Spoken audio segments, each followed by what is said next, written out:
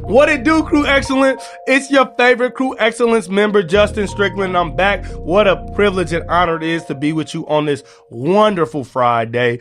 I want you to be tuned in today. Hear what I'm saying. Don't listen for what you want to hear. Listen to what I'm saying. And hopefully, I think we can come together at the end with some dope ideas on how we can change the world together. So stay tuned to the end, because I think together, Crew Excellence, we can change the world. Today, I want to talk about politics, because I ain't scared of nobody, all right? And so I want to talk about politics. And remember, as always, don't care who you vote for. We're talking about politics from a purely leadership standpoint. So political leadership, what it is, what it looks like, why it exists, how it exists, how we can make it excellent. I think we can come together and come up with something really dope. Who you voting for? No, I'm just playing. I don't care.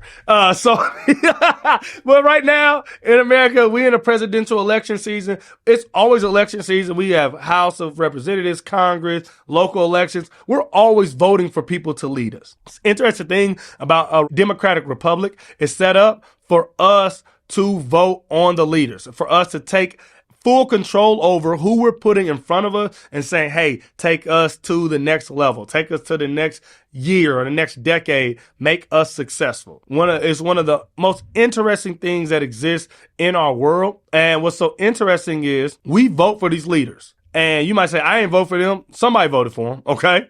But then we complain about their poor leadership. And so where's the disconnect? Where are we missing the mark on selecting people that lead us well?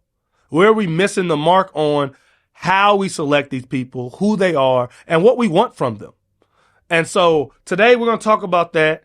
I think it's super interesting when you think about it in a leadership context, because juxtapose political leadership with social media leadership. And social media leadership is almost exclusive based on, can you be consistent? Can you be trendy? Can you be up to date, current, right? And the ideal, a lot of time on social media, we talked about a few episodes ago, was like transparency is huge and who you are is very important. We just basically rock with you if we understand those things. Well, you've juxtaposed that with political leadership. We've almost moved exclusively to, what do you stand for? And that kind of being the only thing, right? Like, we argue politics based on what are your politics, not necessarily who you are as a person, not necessarily who you've shown to be in your past, present. We really just focus on, what do you stand for? And I think that media has been very intentional in pushing us that way, because if we peel back just a little bit, few more layers, and we go a little bit more depth into our politicians and people we're voting for, I don't think we really vote for them, right? I think if we knew them personally, or not personally, like you got to be your friend, but knew who they were and not only what they stood for, I think we would have different kind of ideals on what leadership looks like in the political arena. I think it's gotten so bad that the common person has kind of just accepted that politicians have to be corrupt, kind of have accepted like politicians aren't good people. And so therefore we don't need to be looking at them or kind of discovering if they are good people. We just need to know what they stand for. And I think in any other capacity, that isn't the type of leadership we look for. There isn't the type of leadership we gravitate to.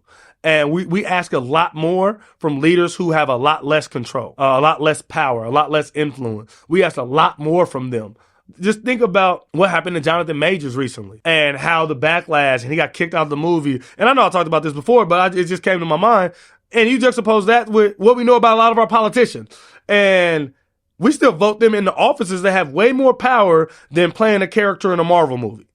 Right? And so we hold Marvel to a standard we don't hold the Republican Party to or the Democratic Party to, right? And that's just an interesting thing to me. And so I want to take some time today to talk about what excellent leadership looks like in politics and how we can hold people to that. Or if you're listening and you're in politics, how you can do these things so that you can be an excellent leader in the role that you are serving. Okay. First, we have to remember that at the core, at the very foundation, political leaders are public servants. So no matter if that's on a district commissioner level or as high up as the president, they are public servants. What does that mean? That means it is their job and responsibility to serve the people. And when I say the people, I mean the people, not just the people that voted for you. And so I think that's where we can get a little tricky, right? Is politicians are trying to get re-elected. And so they are almost always pandering towards the people that put them in office. Well, here's the thing about being a politician. Once you get in office, you're in office for everybody. You don't just get to be in office and like, all right, so these are the people that voted for you. So all the laws that you make only affect them. That's not how it works. Once you get into office, you are now for the people, and it's your job to serve them. And so excellent leadership looks like understanding who you serve. Not just the people that voted for you or funded your campaign. Who are you serving? Who is in your district, in your city, in your state, in your country? Who are you serving, and how do you serve them with excellence, right? Focus on today. What can you do today to serve them with excellence? Because it is easy, and I understand, especially you in a 4-year cycle, 2-year re-election cycle, 6-year, whatever it is, even if some people are elected annually, is once you get elected, you're already thinking about getting reelected. And so you're pandering, you're trying to get the money and the funds and the votes. Think about how you can effectively support and affect people today without focusing on how you can get back in office. I'm not saying don't try to get reelected because that's your job. But I'm saying your job is also to serve the people today. And so you got to find a way to do both, to balance serving all the people you serve today and focusing on the future so that you can continue to do so, right? Because that's ultimately why you want to be reelected, is so that you can continually positively impact people. It shouldn't be just because you think it's cool to be in office. It should be because you want to prolong your ability to impact the people you serve. One thing I would love for people in politics to be as well, and I think everybody would appreciate this, is if you're clear on who you are and what you stand for. With so many people trying to cancel people, politicians have become very good at doublespeak and ambiguity in their phrases and their wording. Man, just tell us what you think, bro. Like, just tell us where you are, man. Like, where are you on this issue? Who are you as a mother, as a parent, as a sister, as a daughter? Who are you as a human? And just be clear with those things so that you give us an option to say we like you or we don't like you. But you keep playing this middle ground, and that's why you get elected, and everybody's like, who the heck did we elect? The people that elected you and the people who didn't don't know who they looking at or who you are. Because you're being ambiguous. You're playing both sides. I don't think there should be sides. I just want to hear who you are, right? I'm not even saying you got to be all this or all that, because I don't think anyone is. I think everybody is kind of a melting pot of issues and opinions and facts and where they stand. But we want to know where you are. We want to understand who you are. Don't lie to us. Don't pander to us. Be honest. And I think that's an expectation we have for people in general. I think we would when we talk to people, we want them to be honest, right? Especially people who have control over our lives. We want them to be honest. And so I think it's kind of irrational that we hold husbands or wives or bosses to standards that we don't hold the president to. I think that's an irrational ideology, and I would love to do away with it. I just want to, if you're in leadership, I want you to be excellent, okay? No matter what your realm of responsibility is, the higher up we go, I want you to be more excellent, okay? I don't want you to have less kind of responsibilities or less, I want to say, guidelines, or we want more, okay, on you the higher you go. And so that's the first thing. Second thing is I need you to listen well. Too many politicians talk well and don't listen well. If you are going to serve the people, remember, you are a public servant, okay? First and foremost, public servant. That's who you are. If you're going to serve the people, I want you to do it in a way where you listen well, so you know what we want. Not that you think what we want and how you can use that to know.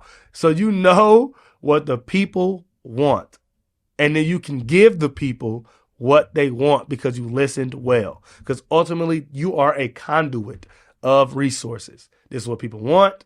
They come to you. They tell you what they want. You go get the resources so they can have what they want. That's what public servants do. That's what politicians are supposed to do. And so excellent leadership looks like These are the people that I'm serving. This is what they need. This is what they want. This is what I can do to get it. And I'm telling you, you do that, you keep getting reelected, right? If you can do that, if you can listen well to a community's needs, you have to prioritize. That's what we choose you, because we think you can prioritize and you can make the tough decisions. But ultimately, if it's what we asked for, we'll be happy with it, right?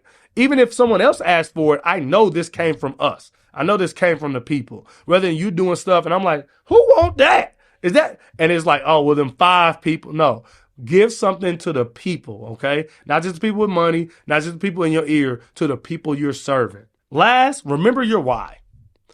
I think about all the kids I talk to who want to be president. All the times I'm with high school students who are in student government, or college students who are on college campuses, and they are serving in these political capacities at young ages because they want to make change. They want to effectively change what they have for school lunch, or get more time at recess, or they want to have a really nice prom, or do have a really nice alumni event. They only want to change the way diversity is talked about on their college campus and the access that students have to certain resources. They really want to impact people because that is their heart. And their heart is for people who look like them, who are in similar circumstances as them, who are dealing with issues and have problems and gaps in their lives. They go into politics to fill those gaps, not to get rich, not to be on TV, not to have access to things that are considered luxury or elite, but they go into politics because they have a heart for the people. And so my last thing for my politicians, and as we're in this political season, is ask yourself, who has a heart for the people? Who is very clear on their heart and where they stand and what they want to do and why they want to do it? And how does that align with what we actually want, what we actually need? And why should they get your vote?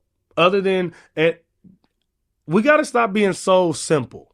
And what I mean by that is we are complex people. Each individual is complex. So to think that we can oversimplify politics into 2 parties or into 2 people, that's just not reality. We can allow complexities to exist in our political area as well. And I think if we do that, we will require excellence from our leaders. And I know that ultimately is what we all want. We all want to be proud of the president of our country. We all want to be proud of our district commissioner. We all want to be proud of our governor, our mayor of our city, and say, hey, they're an excellent leader. I don't agree with everything they do or everything they say, but they're an excellent leader. And I am unashamed that they're leading me. And I think that's a place that we would all be happy to be. Don't forget to drop who you vote for. No, I'm playing. I don't really care. But I hope so. I hope that you learned something today, and that hope that we can do. I'm telling you, if Crew Excellence bands together, we can be the people that change the world. And we can do it this way, by holding people who want to lead us, holding them accountable and saying, if you're going to lead me, you're going to be excellent. Because that's what we do in Crew Excellence, right? So I'm not going to be being excellent every day and you in charge of me and you just lollygagging and floating. You're going to be excellent if you're going to lead me. And that's all I ask, and that's all I require. It's your favorite Crew Excellence member, man. I hope that you learned something today. I hope you didn't click off when I asked who you voted for the first time. And I'm super excited to keep talking with y'all about leadership throughout the year. It's been a privilege and an honor, man. We through the first quarter of the year. We've done it. And so I hope that you've learned something already. I hope that you're a much better leader today than you were on January 1. And I just can't wait to keep seeing your growth. And I hope that you see mine. All right? Justin Strickland, The Ladder Podcast. What a privilege and honor to be here. I'm out, man. Peace.